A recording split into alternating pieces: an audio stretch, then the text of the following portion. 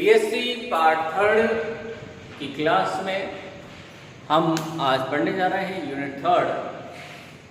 Unit third में हमने काफ़ी जो पार्ट थे उनको हमने पढ़ लिया था। यानी कि जैसे कि हम बात करें कि जो ठोस है, ठोस में ऊर्जा बैंडों का निर्माण कैसे होता है, बैंड्स कैसे बनते हैं, और न्यूक्लियस क्या होता है, न्यूक्लियस में क्या क्या होते हैं, परमाणु क्या है, परमाणु के जो मूल पार्टिकल्स है उन पर हमने बेसिकली जो है डिस्कस किया था। और हमने जाना था कि जो बैंड्स हैं, ऊर्जा बैंड हैं, जहाँ दो बैंड तैयार होते हैं, एक तो संयोजी बैंड और एक चालन बैंड।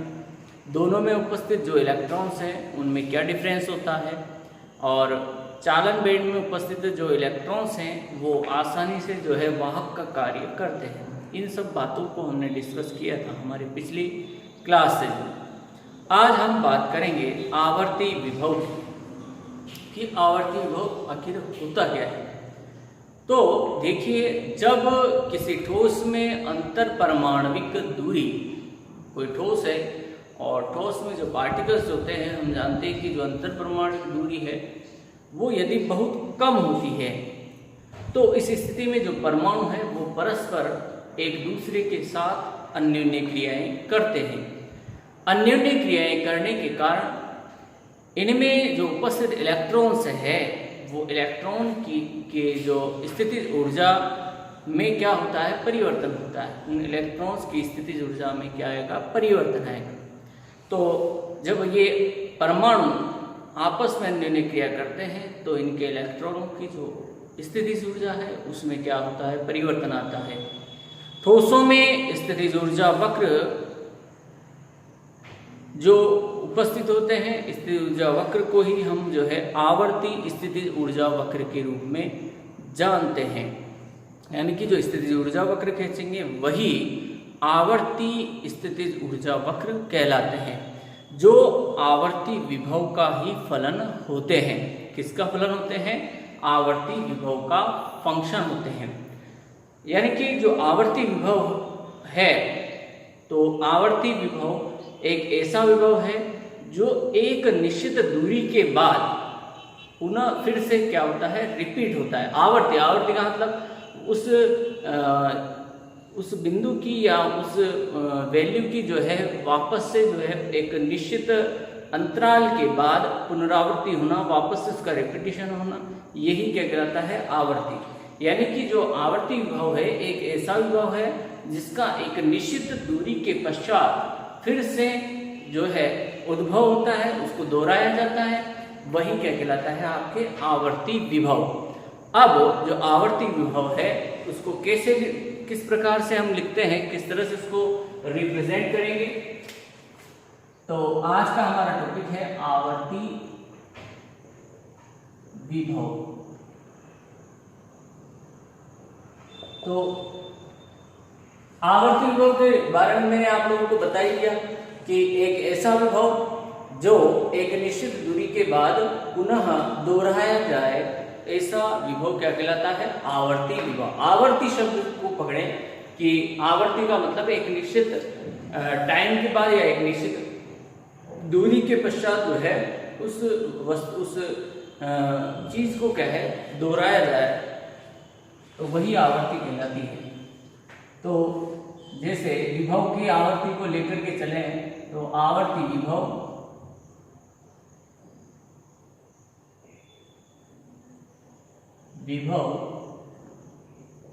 को निम्न प्रकार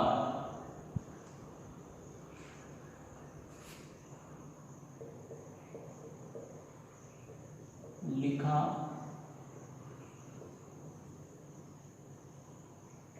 जाता है। V x is equal to B, x plus A is equal to B, x plus 2A, that is. यानी कि एक निश्चित दूरी, जैसे x पोजीशन पे कोई आवर्ती विभव है वो है V, फिर एक निश्चित अंतराल small a x plus a यानी कि स्मॉल अंतराल स्मॉल a के बाद उसी विभव को दोहराया जाता है v।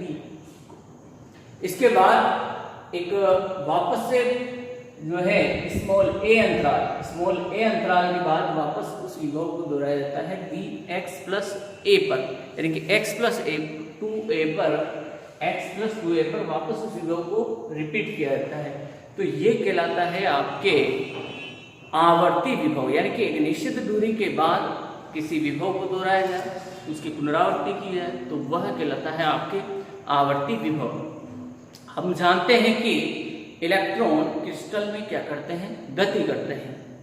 इलेक्ट्रॉन क्रिस्टल में क्या करते हैं, गति करते हैं, और क्रिस्टल में उपस्थित परमाणु के कारण आवर्ती विभव उपस्थित होता है।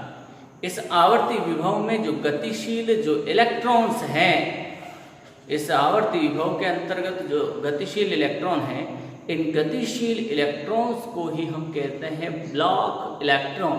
क्या कहेंगे हम उनको, ब्लॉक इलेक्ट्रॉन कहते हैं। यानी कि ध्यान रखें, कई बार प्रश्न पूछा गया है एग्जाम्स में कि ब्लॉक इलेक्ट्रॉन क्या होते हैं, तो हमें सीधा सीधा जवाब देना है कि आवर्ती विभव क्षेत्र में गतिशील इलेक्ट्रॉन ही ब्लॉक इलेक्ट्रॉन कहलाते हैं। तो जो ब्लॉक इलेक्ट्रॉन है उनके लिए श्रोडिंगर जो तरंग समीकरण होती है, वो उस श्रोडिंगर तरंग समीकरण का सीधा सीधा पालन करते हैं। तो हम जानते हैं जो श्रोडिंगर इक्वेशन है उसको हम जानते हैं कि H psi is equal to E psi, H psi is equal to E psi के रूप में श्रोडिंगर इक्वेशन को हम बहुत ही आसान तरीके से लिख सकते हैं। लेकिन अब ये पता होना चाहिए कि H क्या है, E क्या है। तो H जो यहाँ लिखा हुआ है H, कैपिटल H, तो ये जो कैपिटल H है ये कहलाता है हैमिल्टोनियन संकारक, हैमिल्टोनियन ऑपरेटर। तो ये जो हैमिल्टोनियन ऑपरेटर है वो इसकी कुछ वैल्यू होती है, और यहाँ यदि हम E की बात करें, E जो है एनर्जी का पद होता है। अब जो हैमिल्टोनियन है, हैमिल्टोनियन को हम किस तरह से लिखेंगे, वो है Hamiltonian H psi is equal to minus H cross square upon 2m। Hamiltonian की वैल्यू देखें, minus H square upon 2m del square psi upon del x square plus Vx psi is equal to E psi। तो यहां से हम देख सकते हैं कि जो हैमिल्टोनियन ऑपरेटर है, हैमिल्टोनियन जो ऑपरेटर है उसकी जो वैल्यू होगी माइनस का H cross square upon 2m del square by del x square plus Vx के रूप में। ये आपके हैमिल्टोनियन ऑपरेटर होता है। अब हम बात करेंगे आवर्ती विभव के लिए तरंग समीकरण की, कि जो आवर्ती विभव है उसके लिए तरंग समीकरण क्या होगी। तो हम बात करते हैं आवर्ती विभव के लिए तरंग समीकरण। तो आवर्ती विभव के लिए तरंग समीकरण,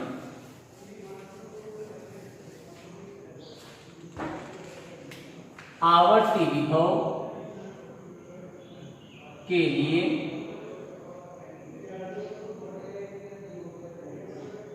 तरंग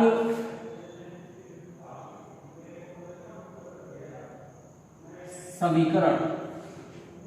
जो आवर्ती विभव क्षेत्र है, आवर्ती विभव क्षेत्र में जो गतिशील इलेक्ट्रॉन है उसे हम ब्लॉक इलेक्ट्रॉन कहते हैं, और ब्लॉक इलेक्ट्रॉन श्रोडिंगर तरंग समीकरण का जो है पालन करता है।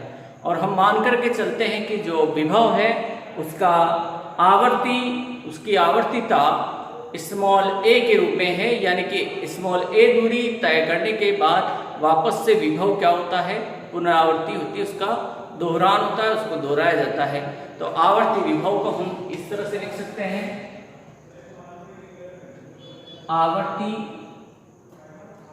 विभव जो होगा वो होगा Vx is equal to Vx plus a is equal to B X plus 2a that इस तरह से। अब यदि किसी बिंदु पर हम मान करके चलें कि विभव का मान कितना है, v नोड के रूप में है, किसी एक निश्चित बिंदु पर हम मान लें कि जो विभव है वो v नोड के रूप में है, तब श्रोडिंगर तरंग समीकरण निम्न प्रकार से होगी। यदि किसी बिंदु पर जो हम मान करके चल रहे हैं तब Schrodinger equation del square psi upon del x square plus 2m upon H cross square E minus V naught psi is equal to 0। इस रूप में हमारे पास ये इक्वेशन रहेगी।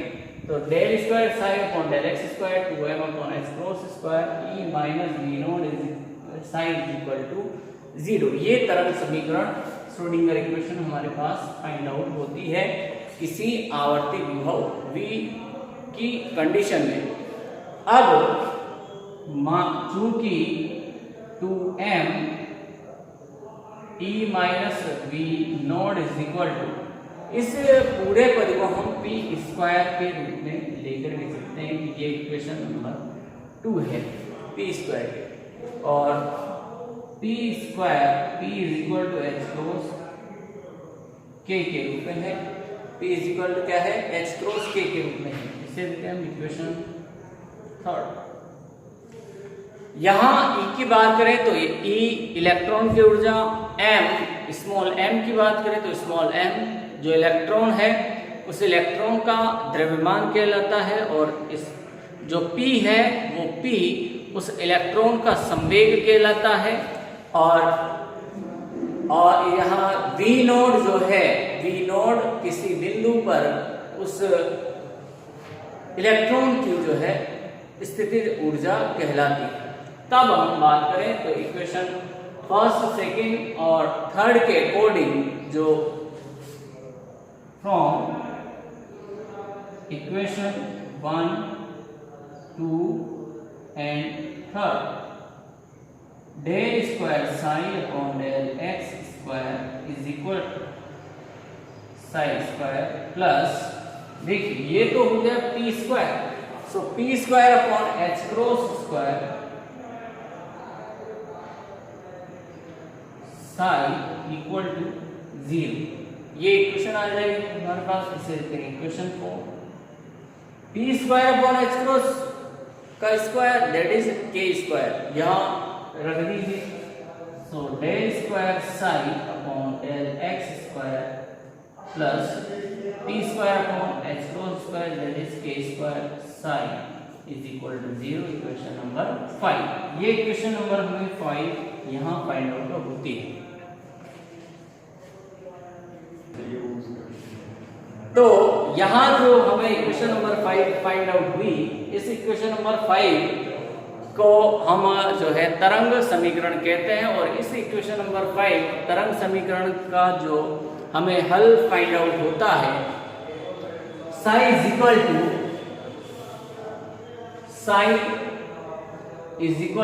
ए ई की पावर प्लस माइनस आयोटा के एक्स के रूप में हमें इस इक्वेशन का जो है हमें हल फाइंड आउट होता है। और इसे देते हैं हम इक्वेशन नंबर 6। ये इक्वेशन नंबर 6 हो गई। अब यहाँ जो हम a ले रहे हैं, a हमारे पास एक कांस्टेंट है। a क्या है हमारे पास, यहाँ कांस्टेंट है। जो आवर्ती विभव है, आवर्ती विभव में हम जानते हैं श्रोडिंगर जो समीकरण है उसको ज्ञात करने के लिए जो समीकरण 6 है, जो हमें समीकरण 6 फाइंड आउट हुई, इस इक्वेशन नंबर 6 को हम एक पद u के x के द्वारा संशोधित करते हैं, जहां u के x एक आवर्तीता के रूप में होता है, और इसका आवर्ती विभव क्षेत्र में जो आवर्तीता होगा u के x plus a is equal to u के x प्लस 2a के रूप में हमें फाइंड आउट होता है। अब इस विभव के अंतर्गत जो इक्वेशन फर्स्ट है, इक्वेशन नंबर फर्स्ट है इसमें विभव के अंतर्गत इस इक्वेशन नंबर फर्स्ट का जो हल समतल तरंग के रूप में हमें फाइंड आउट होता है। समतल तरंग के रूप में हमें मिलेगा जो एक आवर्ती फलन द्वारा व्यक्त किया जाता है, आवर्ती फलन के द्वारा व्यक्त किया जाता है। और आवर्ती विभव में जो तरंग फलन होगा, आवर्ती विभव क्षेत्र में जो तरंग फलन होगा वो निम्न प्रकार से प्रदर्शित किया जाएगा। देखिए आप, साई अर्थात psi is equal to U के एक्स ए की पावर प्लस माइनस आयोटा के एक्स, इस तरह से ये इक्वेशन हमें फाइंड आउट होगी। और इसे इक्वेशन नंबर 7, ये इक्वेशन नंबर 7 हमें फाइंड आउट होती है। अब ये तो हमने बात की साई एक्स की, ये तो हमने एक्स पोजीशन पे बात की, साई एक्स प्लस ए की बात करते हैं। सो यू के एक्स प्लस ए ई की पावर प्लस माइनस आयोटा के एक्स प्लस माइनस आयोटा के एक्स। अब इसे देखिए, क्योंकि साई के एक्स प्लस ए इक्वल है यू के एक्स प्लस ए किसके इक्वल है, यू के एक्स के। तो psi x plus A is equal to U के एक्स ए ई की पावर, यहां पर भी x प्लस ए आएगा, तो a ई की पावर प्लस माइनस आयोटा के एक्स डॉट ई की पावर प्लस माइनस आयोटा के ए के रूप में हमें यहाँ पद फाइंड आउट होता है। अब देखिए, यहाँ इस पूरे पद को हम इक्वेशन नंबर 7 के अकॉर्डिंग लिख सकते हैं। इस पूरे पद को इक्वेशन नंबर 7 के अकॉर्डिंग लिखें तो साई एक्स के द्वारा इसको रिप्लेस कर सकते हैं। So psi x plus A is equal to psi x e की पावर प्लस माइनस आयोटा के ए, ये इक्वेशन हमें फाइंड आउट होती है। Psi x plus A is equal to psi x e की पावर प्लस माइनस आयोटा के ए के रूप में हमें फाइंड आउट होती है। और इसे देते हैं इक्वेशन नंबर 8। ये समीकरण 8 होगी।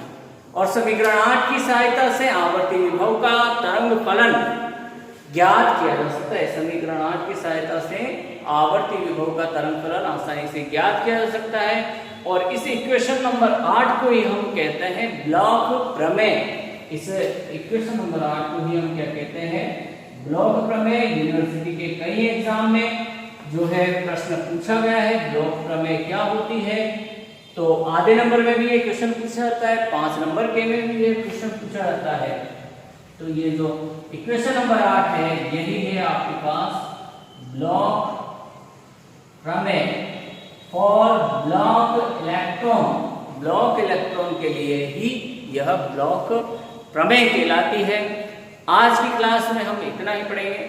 नेक्स्ट क्लास में आपके लिए लेकर के आएंगे ब्लॉक प्रमेय की व्युत्पत्ति, कि ब्लॉक प्रमेय की उत्पत्ति कैसे हुई इसको जानेंगे।